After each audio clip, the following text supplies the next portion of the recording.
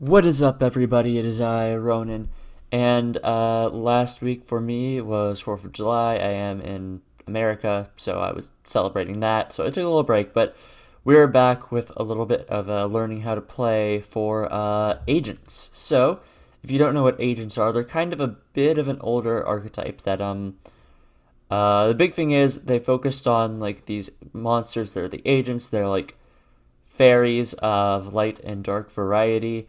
And they have this boss monster named Master Hyperion, and you will all probably recognize one of their monsters, the Agent of Creation Venus, because it plus Shine Ball has been used in many a wacky play. But yes, so they did recently get some support in the form of two new cards, Agent of Life Neptune and Master Flare Hyperion, a level 10 synchro monster, boss monster for them. And yeah, it's just made the deck capable of doing so much more. It's not good, to be clear. It does require you open quite a few cards in order to make it run properly, but it does potentially do something kind of neat, so figured it'd be cool to look at. But yeah, let's go and get right into it, starting with the new cards that are Agent of Life Neptune and Master Flare Hyperion. Starting with Neptune, it is a level 1 fairy, 0 attack and 600 defense, and by discarding it, you can special summon the agent monster from your hand or graveyard, except for itself. However, it cannot be tributed till the end of the opponent's turn.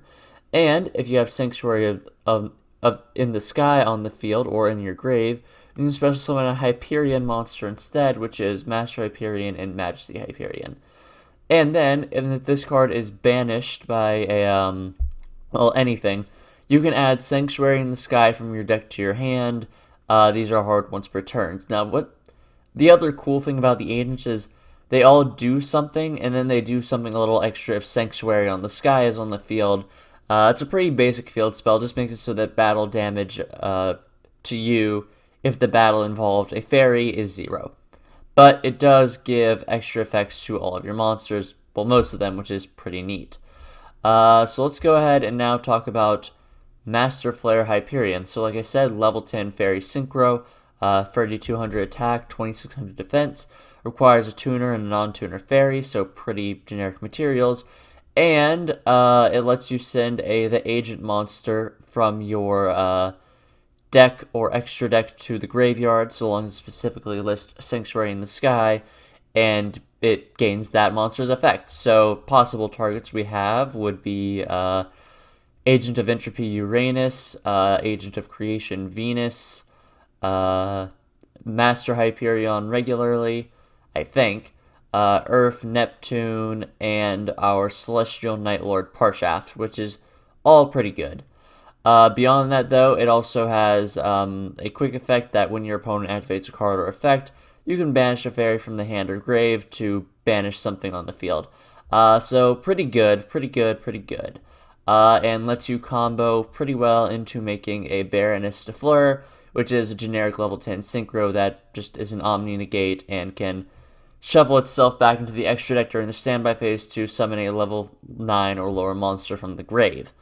So now, with that all established, we can go over the basic combo, which involves having access to Master Flare Hyperion, as well as Uranus, a way to special summon Uranus, to be accurate.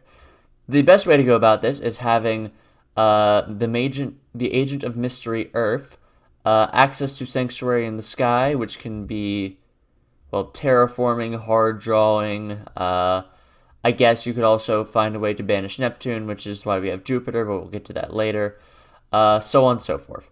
So the way this goes is you summon the Agent of Mystery Earth, and on normal summon, as well as being a tuner, it searches the agent monster from your deck, or adds Hyperion if you have Sanctuary in the Sky on the field. So you summon that, hopefully you have Sanctuary in the Sky, search your Hyperion. Now, both Hyperions have a ability that lets you banish the agent monster from your hand, field, or graveyard in order to special summon itself. From there, though, we go into their individual effects. Master Hyperion being able to banish an agent to pop something on the field.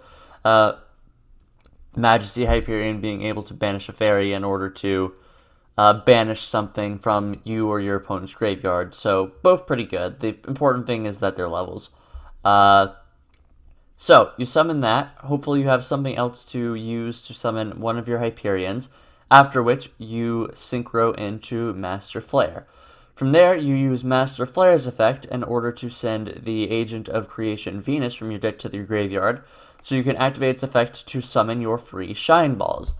After that is where Special Summoning Uranus comes in, because it can Special Summon itself so long as you have Sanctuary in the Sky on the field, and its ability lets you send the Agent monster from your deck to the graveyard, and its level becomes that monster's level. So, what you do is you Special Summon it, then you send your Agent of Miracles Jupiter to make it level 5, at which point, because it is a tuner, you can synchro it up with your free Shine Balls to make Fleur de Lis, giving yourself a interruption with Master Flare, as well as a Fleur de Lis on the field, which is pretty okay. So that combo does take a lot of cards, unfortunately, but it is possible to do turn 1. The rest is kind of tech stuff. Obviously, we have DDR in order to bring back the monsters we banish, because we do that a lot with Hyperion as well as Master Flare. Free Sanctuary in the Sky and Terraforming, because goddamn it, we need Sanctuary in the Sky. Free Pot of Desires. I'm a little weird about Pot, because I don't know if Desires is the best one here. I honestly couldn't find anything better to use, though. Any suggestions, though, are obviously welcome, because you do not want to banish any of your Shine Balls. Like, they are super necessary to the combo. Obviously, we went over Agent of Creation Venus and sort of what it's capable of. Beyond that, though, it is sort of like a one-card Saryuya or any Link 4 that requires, like, odd material. So, take that as you will. Free Imperm as sort of a hand trap. Free Ash as another hand trap. Let's see. And now we can actually go over Jupiter, because it does do more than just be a level. So, basically what Jupiter can do is it lets you banish a agent from your grave to select a face-up fairy that is light on the field to give it 800 attack. So, what you can do is discard Neptune, special summon Jupiter, use Jupiter's effect on itself to banish Neptune, so you have a 2600 beater, as well as, because you banish Neptune, you get to search a Sanctuary in the Sky. So it's not a bad way to sort of do the synergy there. But yeah, that's basically the main deck. Went over Master Flare, as well as Baroness de Fleur. Everything else is kind of a tech card. So for example, because Saryuya requires multiple different material names, we have a bunch of things we can just link off into normal monsters. So, like, example, summon Venus, get your Shine Balls out, use a Shine Ball to make a Link Spider, use another Shine Ball to make Imduck, at which point you will have the 4 materials you need to make Saryuya. This can also sort of apply with Boral Sword, because you can just have a bunch of different fight monsters. We have our Nightmare package for removal, Lina, in case we want to get sort of like an agent back. And, it's also very helpful if our opponent's playing light monsters. Now, though, let's go over Celestial Nightlord Parshaft. So it is a link-free fairy. Requires 2 or more fairy monsters, which you can make with Venus. And lets you discard 1 card to add Sanctuary in the Sky, or a card that's specifically listed in its text from your deck to hand. Or, if it's already on the field, you can just add a fairy.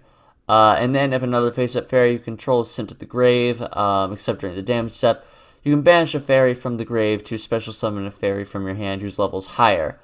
So this is obviously another way to sort of get rid of Neptune, which does allow us to sort of special summon any of our fairies, so that's pretty good, and another way to sort of get Uranus onto the field. However, the search is pretty nice, and it's a good target to have with Master Flare Hyperion, which does banish all of your shit that you're going to be doing, so, kind of want multiple copies of your searcher. So, pretty good. So yes, basic combo is very hard to pull off, but ideally you will have an interrupt as well as a negate on the field after turn 1, and maybe you will also have a imperm you can set or something like that. Now for the side deck, which is, again, pretty basic. We have a red reboot because back row decks are becoming a lot more popular lately. Forbidden Droplets in case we need to out problem monsters like Dragoon. Call by the Grave because this deck loses hard to hand traps. Cyclone for spell trap removal. Triple Tactics in case our opponent is playing a lot of hand traps so we can punish them a little bit for that. Feather Duster to get rid of more back row, and Lightning Storm for even more back row removal. Yeah, that's basically the deck. Again, you have to have access to... you have to have Master Flare access as well as a way to special summon Uranus. Various ways to go about it. Not all of them are super easy, though. But yeah, all that being said, if you're new here, I just go over a replay or two. I show you what I liked, what I didn't like, what the deck's strengths are, what its weaknesses are, etc. and so forth. And yeah, all that being said, I will see you guys in the replays. Alright, welcome to the first replay against Major Crasher. We are Tav as per usual. Our opponent is playing the new Simorgh Flunderies. It's a weird deck. I haven't really looked much into it, but I know people are hyped for it. And we'll be going first, and with this we'll be able to really show off sort of like full combo, as well as how this deck can be a little versatile. Let's go ahead and get started. So we're going to start by summoning our Earth, which is going to let us search our Neptune, at which point we will special summon the Hyperion that's already in hand by banishing that Neptune, and because Neptune was banished, we're able to search Sanctuary in the Sky, which will then activate, after which we go into Master Flare, and then we're going to use this effect to send our Venus, to give it the Venus effect to summon Shine Balls. At which point we're just going to summon our free Shine Balls, after which we will be able to special summon the Agent of Entropy Uranus because we have a Sanctuary in the Sky on the field. After which we use Uranus' effect to send Jupiter, which is going to let us make the Fleur-de-Lis because 4 plus 6 equals 10. And with that, we're going to end our turn with the finishing board of 1 Omni-Negate, 1 Disruption, and a Ash in hand, which is not awful. It's not awful. But let's see what our opponent sort of tries to pull off here. So first, they are going to go ahead and activate Flunderies and the Unknown Wind, which is effectively Continuous Stormforth plus Cosmotown. We are going to negate that. Unfortunately, did have another one. Is going to summon the Robina, which will give him a search. We are going to go ahead and disrupt by banishing that. However, he will have another normal summon already. Get the Toucan. Toucan is going to special summon something from hand. Then he's going to get back the banish, as all the low level Flunderies do. Summoning Eaglin, which is going to go ahead and try to get him another search. We're going to Ash. He's going to activate the Cosmotown effect of Unknown in order to put back some monsters to get the field spell, Mysterious Map. At which point he's going to activate it, and which will let him banish the Strick and get another normal summon for the another Eaglin. At which point he's going to be able to get the Stritch back, but has to pass on that. So, not exactly a fantastic turn. I mean, there's not much more I can say. This board does nothing. But however, it's on to us. So during the standby, we're going to shuffle back our Fleur-de-Lis our Fleur in order to sort of get our Hyperion back, as well as sort of refresh her negate. Hyperion's back on the field. We're going to start using its effect to pop cards, which we'll be able to use twice because we have Sanctuary in the Sky on the field. So we're going to go ahead and pop that, activate Master Flare to send the Parshaft, which is going to let us search another Hyperion by discarding our Neptune, at which point we're going to go ahead and special summon our second Hyperion, because Master Hyperion is not a once per turn. It's not a hard once per turn, so multiple Hyperions can activate their effects in the same turn, so we're going to be able to pop 2 more things, as well as get a search off of the Neptune, which is pretty cool. So we're going to go ahead and continue to pop board, making sure he has only the low-level ones, at which point we just attack for game. And that's kind of the deck working ideally. You know, we got everything we needed to. We had flare access, we had our Uranus and the Shine Ball combos. We were then able to stun our opponent enough to keep them from really playing, at which point we were able to just attack for some big damage. And that's kind of the best the deck can do, but it is not always this good, which we will see in the next replay. I'll see you guys there. Alright, welcome to the second and final replay with my good friend TJ Kaze. He does stream on Twitch, and this was from a game we played while he was streaming. He usually does card game stuff every Wednesday. I'll leave a link in the description to his channel. Check him out, he's pretty cool. And every other Wednesday, I'm there playing Yu-Gi-Oh! With him. I test decks there a lot, so if you want to check it out, please do. But anyways, back to the content. So we are now. This is sort of like. Well, as you can tell, this is not a very good hand because through it we have the combo we need to search out our sanctuary that we already have. We don't have necessarily the best Hyperion here, and we have no access to Master Flare. But let's go and get right into it. So our opponent will be going first, summoning the Silent Magician, attempts to level it up, and to level, I believe, 5 is the next one for Silent Magician. Or is it 6? I don't remember. But we go ahead and hit that with the Ash because we do not want the spell negate. However, our opponent's just going to pass on that, and then it's on to us. We're going to draw a Shine Ball, unfortunate. Activate the Sanctuary in the Sky, discarding our Neptune to summon our Jupiter. At which point we're going to banish our Neptune to summon our Hyperion in defense mode. And we're then going to go ahead and just get a search for Sanctuary in the Sky. And we didn't attack there because I'm a dumbass who forgot to do things. And that is on me. However, our opponent is just going to go. And that's about 25% of the time this is what you're doing. The other 75%, like, you're pretty good, but about 25% of the time, you'll just pass on this. Like, we have half of a disruption with this board. We have half of a disruption, which is not great. But, yeah, anyways, it's now into our opponent, who is going to go ahead and draw the Silent Paladin, using its effect to go ahead and search the Silent Swordsman. This is going to pass it up. Is then on to us, and we are going to banish our Jupiter to summon regular Hyperion, at which point we just attack, going to go ahead and get the Silent Magician back.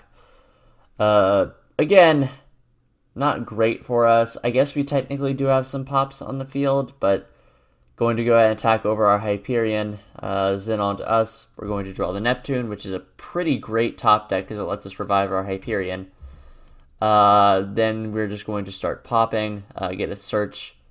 However, are going to be able to summon the level 8. We summon the Shine Ball, make a Link Spider, so we can, have more damage, as well as banish something from the grave to pop the Silent Magician level 8. At which point we're just going to attack for game. So, this deck, it can just kind of go into beatdown mode if it really needs to. Master Hyperion is a great card. But as far as the combo goes, again, about 25% of the time, this is what you do, just because you have to open. You have to open really well with this deck is the problem, and just because with this archetype, it can do cool things, but it doesn't. Is not the most consistent. Obviously, the new support helps with that a lot. Gives it a very cool play. But that's as far as it goes. I personally very much enjoyed playing this deck. I thought it was very fun. But you gotta recognize where it's at. But, yeah, that all being said, that's the video. But, yeah, let me know if there's anything you want me to play. Comment and subscribe if you wish for more content. And, yeah, like if you liked, comment if you have something to say, and subscribe if you want some more. This has been Ronin, signing off.